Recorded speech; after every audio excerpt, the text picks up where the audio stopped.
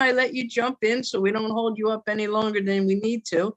And sure. you can speak, and then if you want to allow a little time for questions.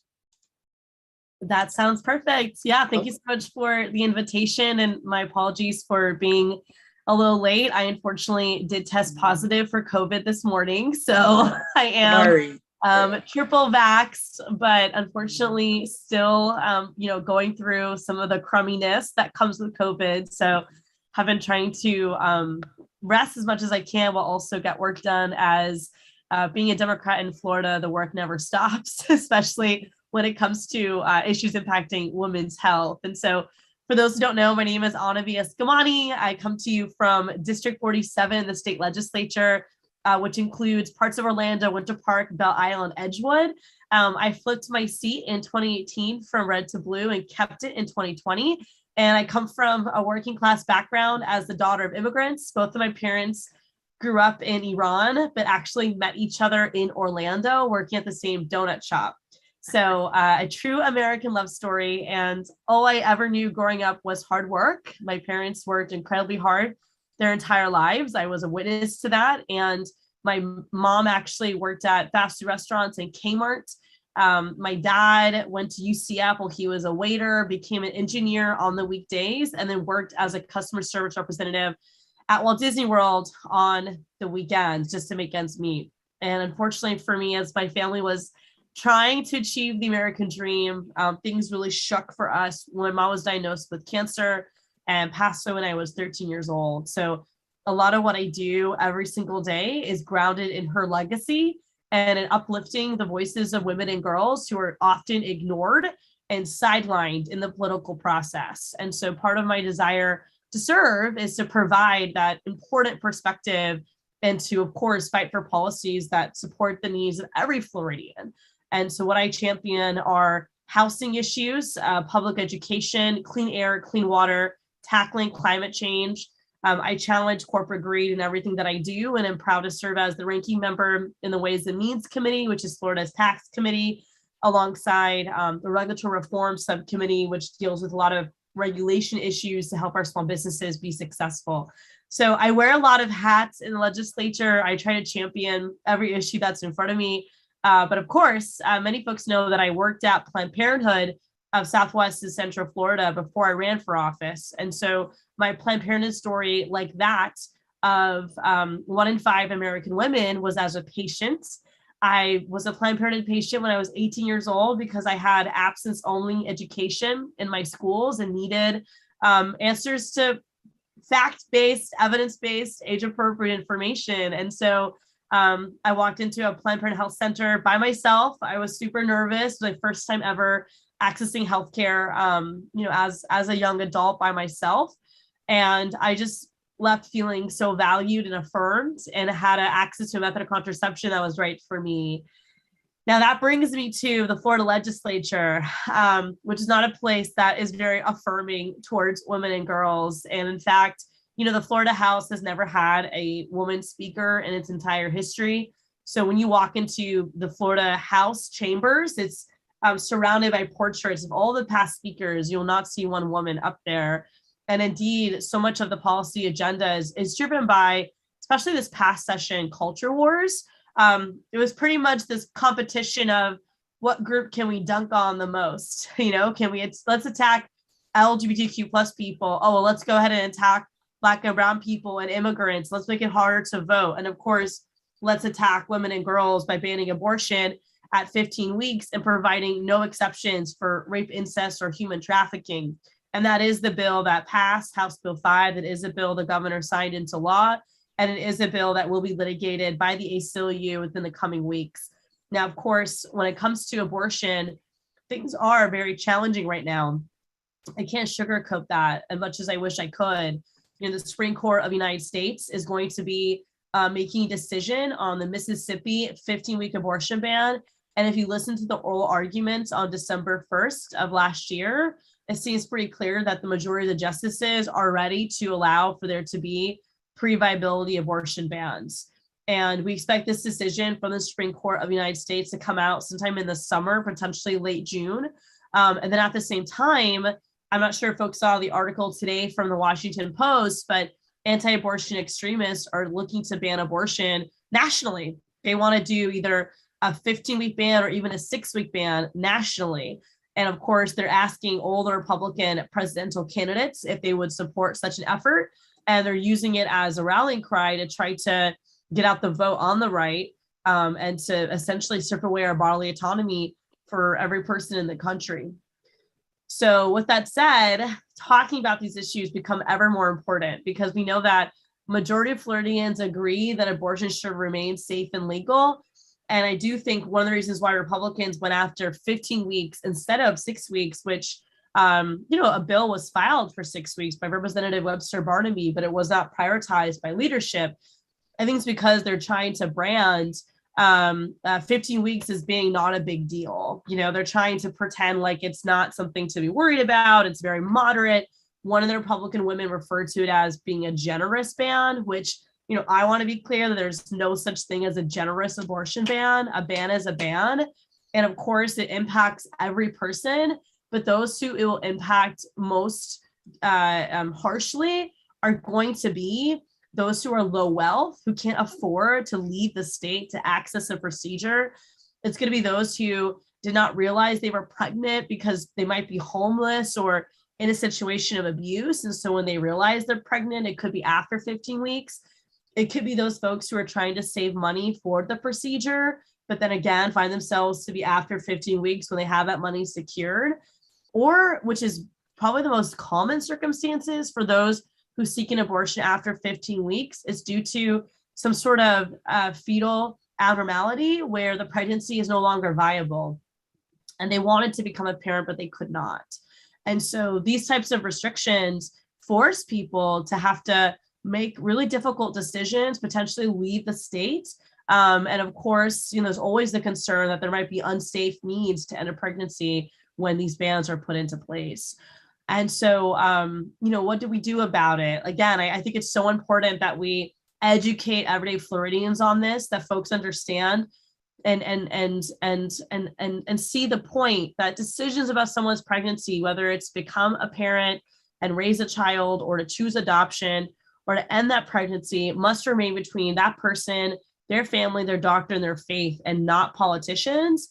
And that is the strongest framework for when we talk about abortion, because it's one that majority of folks agree with us on. That's not appropriate for politicians to get in between a person and their doctor. And so I know I've already spoken a lot, so I'll step back and see what questions folks have. But thank you again for the opportunity to share space with you. And any question is a great question, so don't be shy to uplift, whether it's related to what I've talked about or something else in the legislature. I will definitely do my best to answer. Okay. Well, Anna, thank you for being here. And, we don't take too much time. We take anywhere from 20 to 30 minutes. But if you feel like you have to go, you let us know. Thank you. I just want to throw this in real quick because you did mention Orlando and Disney. Can you at least talk a little bit? We lost Anna. We're getting a weird background noise. I don't know what that is. Hey, Liz, can you help out? Anna, can you talk a little bit about the impact that Disney's going to have on Florida? That's a big issue right now, I know. And then we have a question for Donna after that.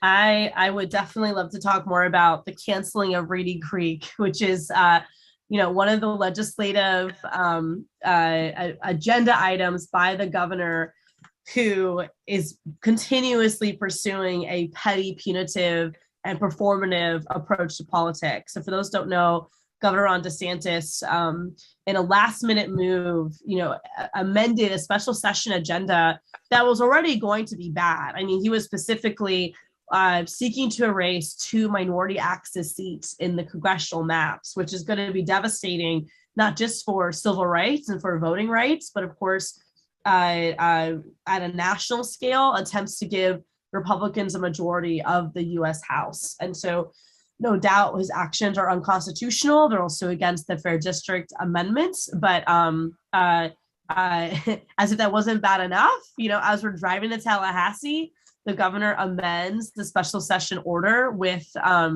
2 hours to go before it convenes to add a vendetta against the Walt Disney World Company because they spoke out in defense of LGBTQ plus kids very late, mind you, but they also paused all political contributions.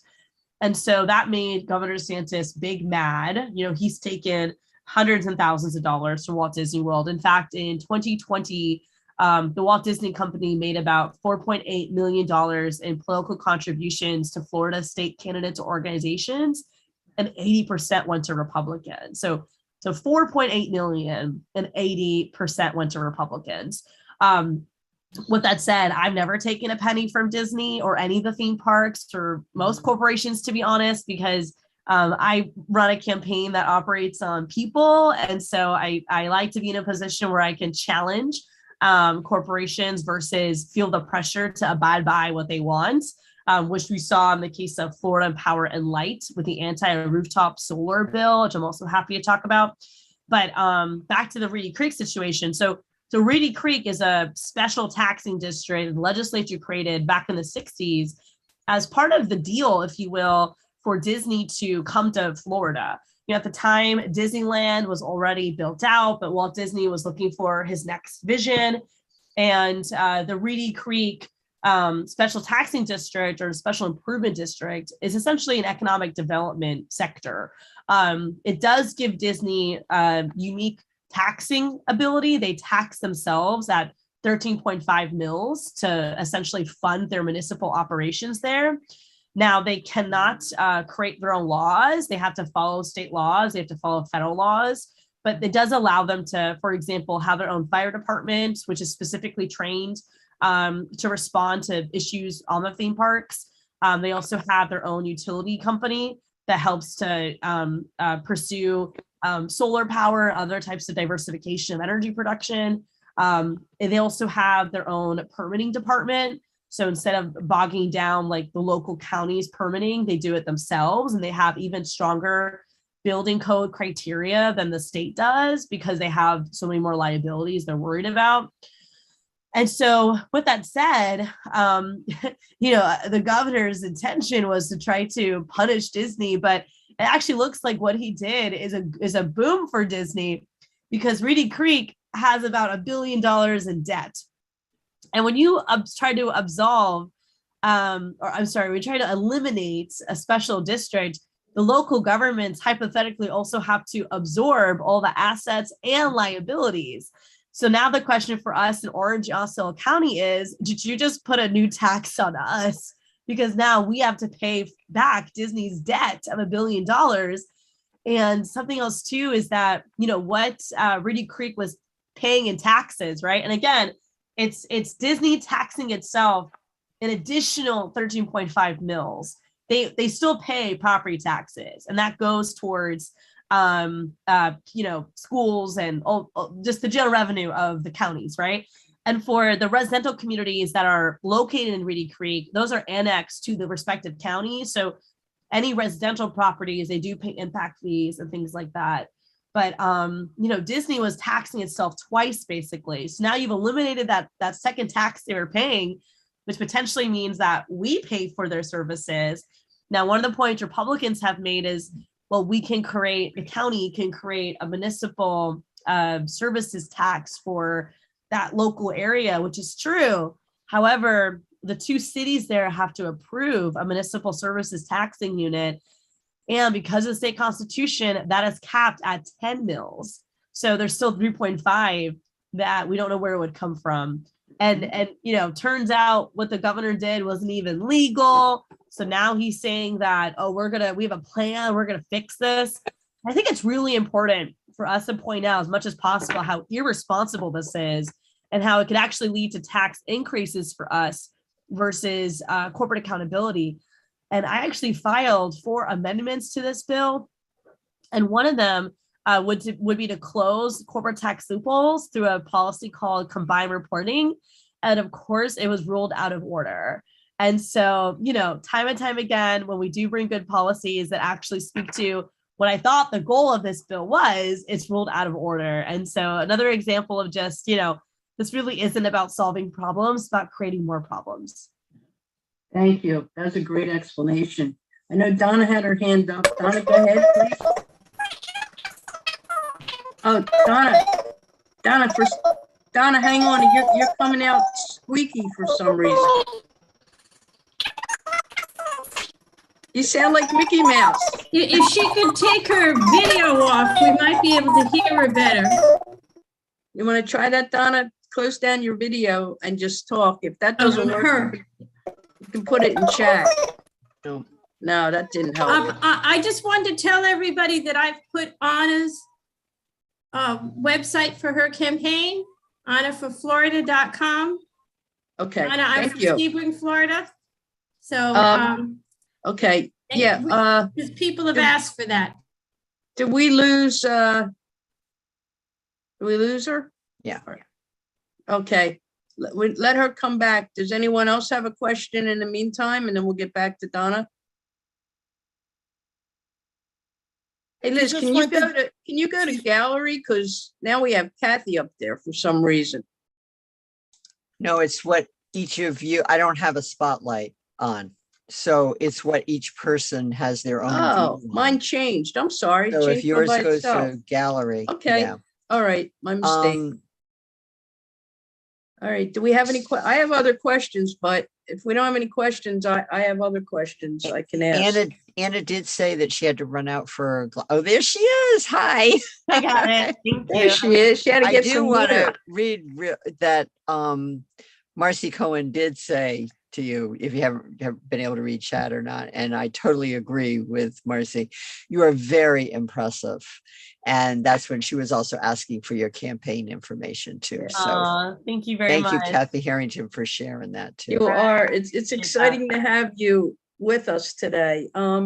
So I'm curious, do you think you're going to run for Congress?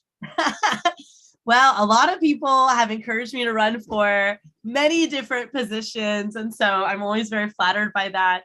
You know, we need really good Democrats in the Florida House. I've seen this pattern in the state legislature where we get some great members and then they run for the next thing and they don't always make it. But at the same time, it doesn't give us the chance to build any type of institutional infrastructure. And so, you know, I am someone who I will be the queen bee if necessary, but I love being the worker bee. And we need more worker bees. We need people who are willing to actually, you know, try to coalesce around a core message, try to lead the charge when we're up against such destructive policy proposals and state Republicans that have really co-opted the system to just exploit everyday people for their own power. And so the fights that are happening today around the country are taking place in legislative bodies. Right. And so, you know, I obviously love the idea of having more staff. I mean, for example, we only have 2 staff members. A state house representative has a legislative aide and a district aide. And our office, though small, is mighty. You know, we have a district of 170,000 people. And during the pandemic, we helped more than 50,000 Floridians with their unemployment claims and continue to do this work of navigating, whether it's rental issues, whether it's food stamps, whether it's unemployment, whether it's housing, alongside small businesses or other types of civil matters. And we try really hard, you know, with our staff to meet this demand. I love the idea of having more staff. But I also know that you can't fake hard work. You just have to do it. And I can serve in the Florida House for another 4 years. I never thought I would run for office in the first place. And so I think it's really important to, you know, be thoughtful to the work in front of you versus always looking at the next shiny object. And so I obviously, you know, could run for Congress right now, 100%. But I just think there's so much good work to do. And you looking at the Democratic caucus, so we have 42 Democrats right now in the Florida House. And many are either terming out or running for other things. So I'm going to be part of the junior class, you know, knock on wood, I get reelected this cycle. The junior class becomes really important because I think there's only going to be 2 to 3 Democrats in the senior class. So we really do become the mentors, you know, to those new incoming freshmen. again, that's a responsibility that I don't take lightly. I think you need good people to be in those positions.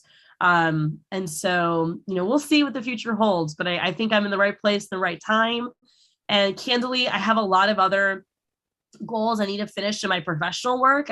For example, I'm getting my PhD right now, and I really need to finish it as soon as I can. And I know if I run for something in public administration at UDW, yeah, and I'm near the end, but if I run for something else right now, I'm not going to be able to finish it. There's just, I'm going to get distracted again. And so I really want to give myself the space to take care of some of my other personal goals, because I'll be 32 in May.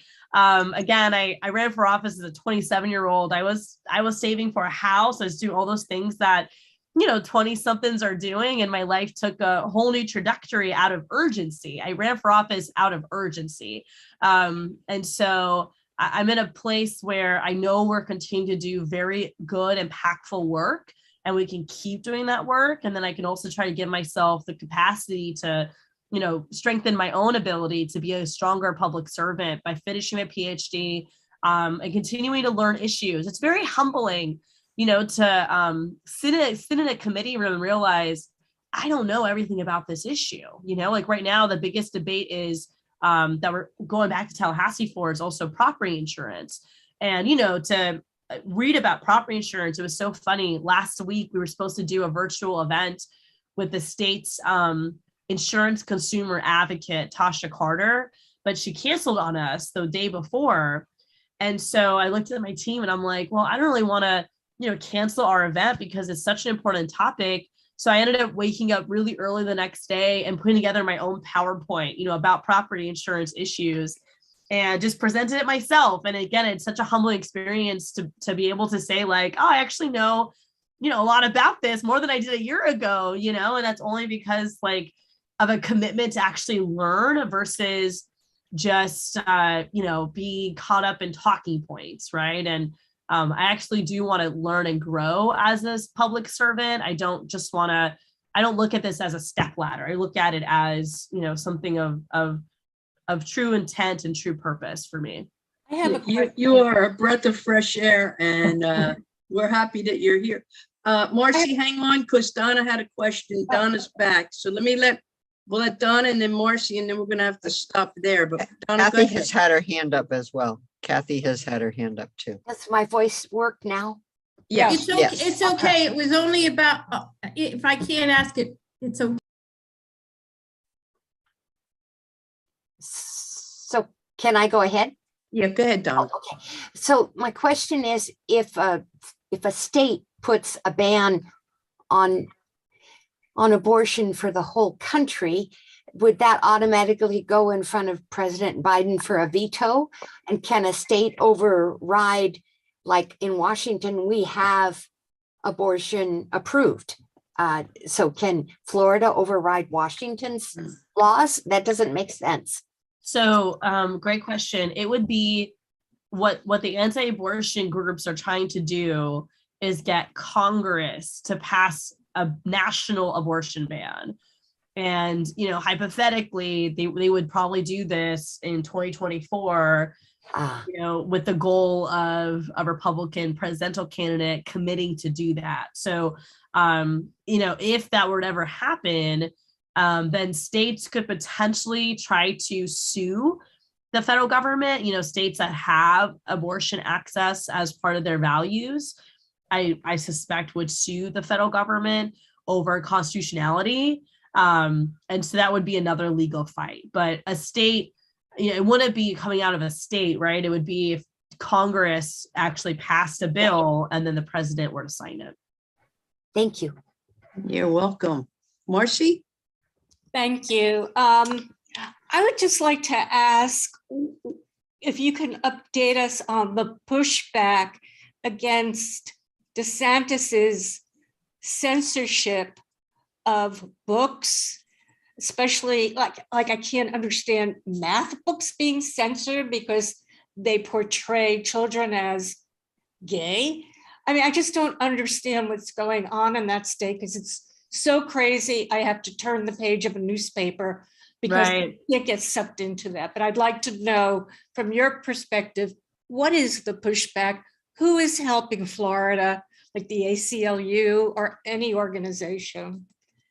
Yeah, excellent question. So, this is another culture war mission by the governor. And I also want to make sure folks know that the assessing of social study books is also beginning right now. So we can suspect even more drama and meltdowns from the governor over this next series of books being approved and rejected, because mathematics are just, one part of the process in textbooks to be approved. And so, this is the beginning of another effort by the governor to sensationalize things that should not be controversial. And specifically when it comes to the math books, the first thing I did was I asked the governor's office, the Department of Education, his agency, I asked for a list of the books that were approved and rejected, and which I was able to get, but they provided no reasons why the books were approved or rejected. And to this day, they have not provided us with the actual breakdown. And many of the publishers have been asked by reporters of, what reasoning did the department give you? And they don't want to say anything either, because they want to get approved, right? I mean, here's the thing. It's so frustrating because you want these corporate players to be good actors, but at the end of the day, they're all driven by their bottom line. And so when these textbooks were rejected, the publishers do have the opportunity to amend and reapply. And so a lot of the publishers are kind of scared to even say anything because they also still want to get approved, right? Now, part of the announcement from the governor when these books were rejected is that they had CRT, and that is just not true. In fact, the New York Times did analysis of many of these textbooks. They found no examples of CRT. The Department of Education posted 4 random samples that were provided by parents, and it wasn't even clear if these examples came from these specific textbooks. They were just random examples. And even those examples were not CRT, right? It really wasn't anything. Now, the other opposition that the governor's administration has, and this comes again out of right-wing media, is with what's called social emotional learning. So SEL is a tool that's been integrated into many textbooks to help kids navigate any type of anxiety they might have with a subject matter.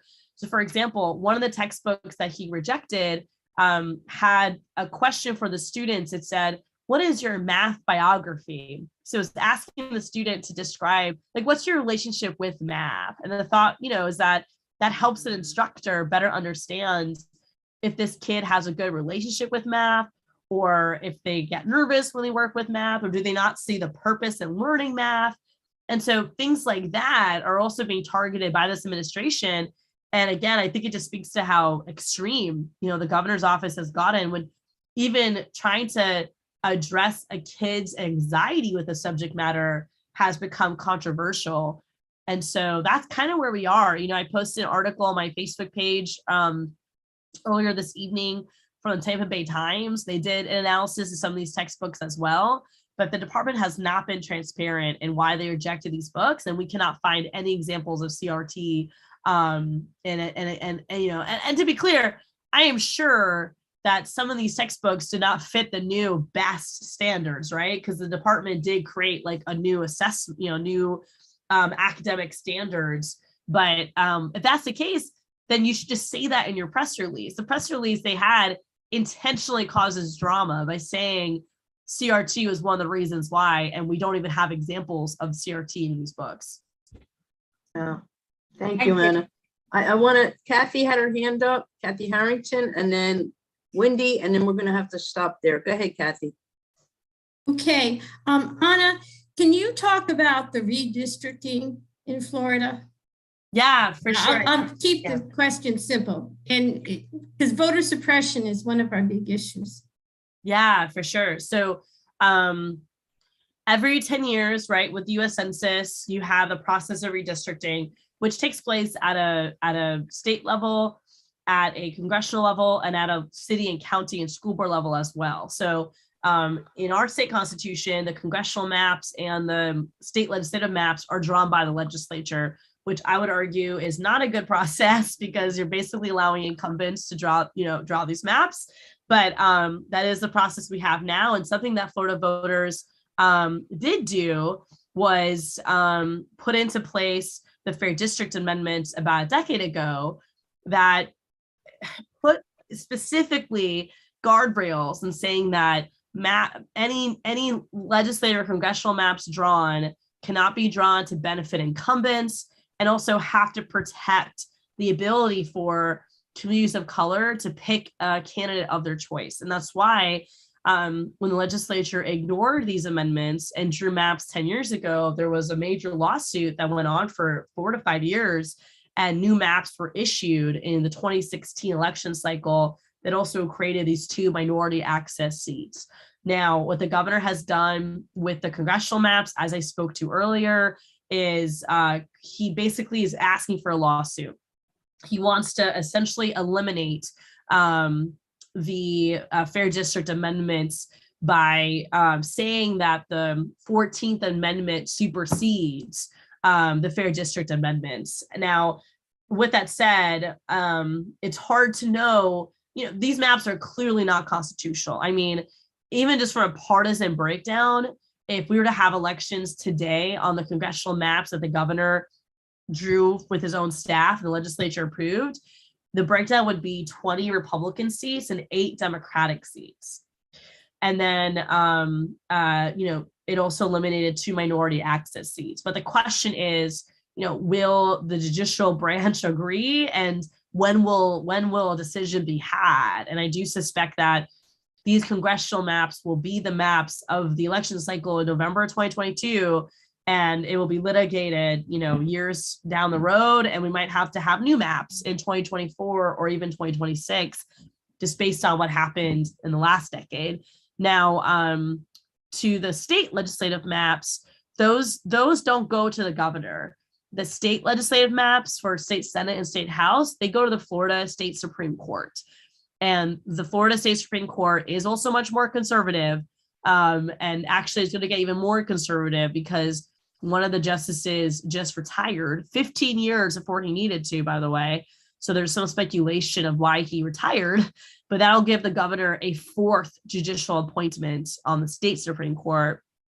But with that said, the state Supreme Court approved the legislative maps. And so right now, the state House and state Senate maps seem pretty stable, if you will. Those seem like the maps that we will have going into 2022.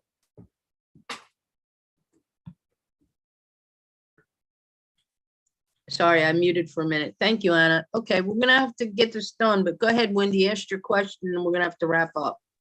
Okay, thank you so very much, Anna, for joining us. Your staff was really a pleasure, and we appreciate you coming to us via Zoom tonight, even though you're not feeling 100%. I have one question and one comment. My comment is for our members.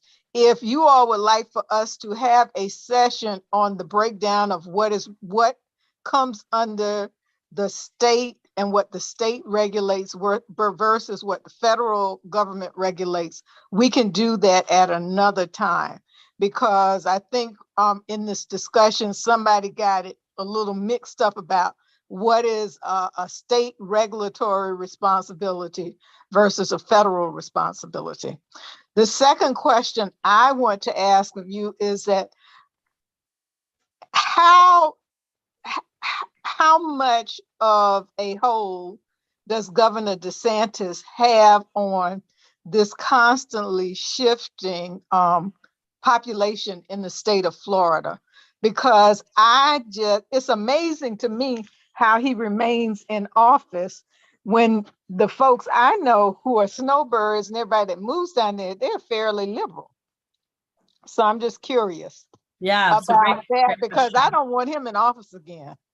Yeah, it's a great question. And thank you so much for your work as well. So in most traditional cases, when you run for a statewide office in a state like Florida, which is incredibly diverse, and Florida is so special because we have political geography that has also dictated the political map. When you look at the snowbirds, as you mentioned, snowbirds coming from the Midwest and snowbirds coming from the Northeast are two very different types of snowbirds. And I-95 was the migration pattern for the Northeast folks, and then I-75 was the migration pattern for the Midwest folks. And that's partly why, Naples is so conservative compared to Broward County, for example. So there's a lot of interesting, political migration patterns that have defined Florida's landscape. And of course, you have the villages, which is constantly growing to be more of a brand as a conservative hub, though there's some amazing Democrats in the villages. Don't get me wrong. I've had the chance to speak to them in the past and the rock stars, but the villages is seen as a more conservative population place of growth. And then you also have a community of color that is gaining in its size, and whether it's folks from Puerto Rico, or you have folks from Venezuela and Cuba, Colombia, Brazil, and then of course our African American and Caribbean community members. And so, first of all, I think it's also on Democrats to do a better job and actually talking to our communities, right? And meeting folks belly to belly at the doors. I knock on doors every weekend. I'm one of the only candidates doing that right now. I've been doing it since the last year. And I think it's really important because that's the only way you really get to meet people. And it's the only way you get to address the disinformation is by actually meeting someone and answering their questions and building that relationships.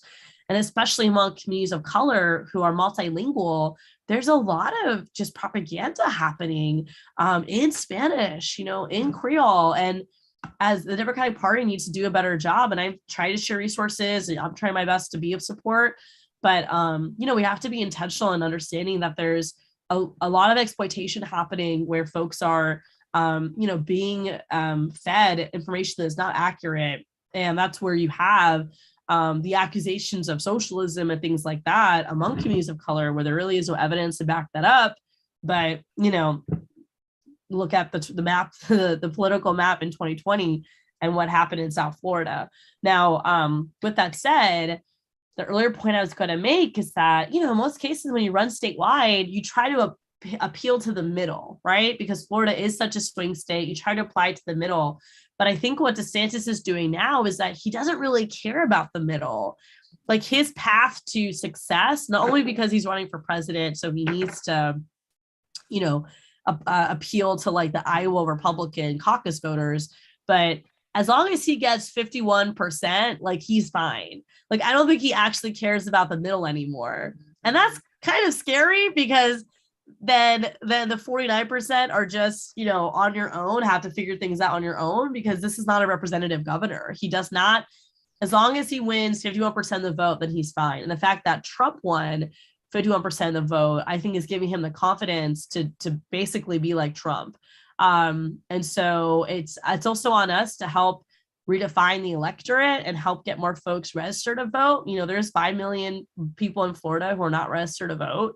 Wow. And I've launched a voter registration initiative last year called People Power for Florida to help aid in the voter registration efforts. And proud to say that we registered close to 3,000 people to vote, and we're doing everything we can, especially on college campuses and high school campuses, to reach to younger voters. But it really is an all hands on deck scenario right now, and we need to do everything we can to help folks see how problematic the direction of our state is, how it's not one of collective prosperity, and we need to elect people who actually listen to every person, not just cancel those who they disagree with. Well, Anna, thank you so much. You've just been amazing. Love listening to you. We could have you on the rest of the call, but we do have some business we have to conduct. But maybe we can get you back another time, and we want to stay in touch with you. And good luck with everything that you're doing, because we need more people like you, especially in Florida right now. So thank you so much. I appreciate that. And I definitely look forward to seeing y'all soon, and have a great day. yeah, hope you feel better. Take care.